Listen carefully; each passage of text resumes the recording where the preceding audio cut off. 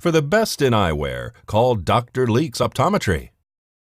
At the most recent Board of County Commissioners meeting, discussion was had regarding the approval of a permanent or 90-day liquor license for the Pahrump Valley Winery. Commissioner Koenig makes a motion to give them a 60-day temporary license. Kathy Trout, who is with Pahrump Valley Winery, said that they are in the process of renewing a TTB, or Tax and Trade Bureau, license. She states that they really need the permanent license to finalize the TTB license. Commissioner Strickland asks to hear from Lieutenant David Barukowitz. I'm speaking a little bit out of turn with the funeral. The sheriff wasn't able to be here, and Detective Sennert's on vacation. However, it's my understanding that there is nothing in the background of concern at this point. There were a few documents that they were waiting on from someone, I'm not sure who it was, and there was not expected to be any concern with the background.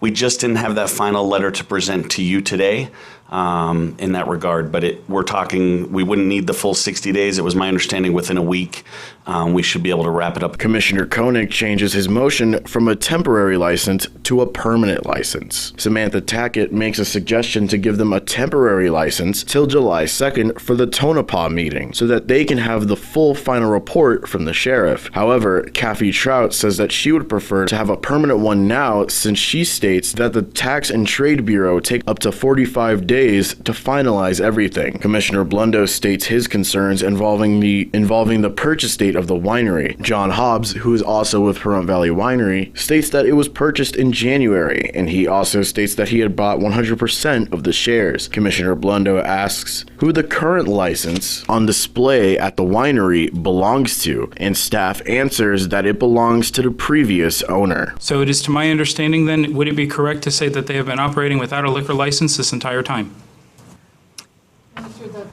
No, sir, that's not correct. We purchased the assets of and just the stock, so there essentially were no changes.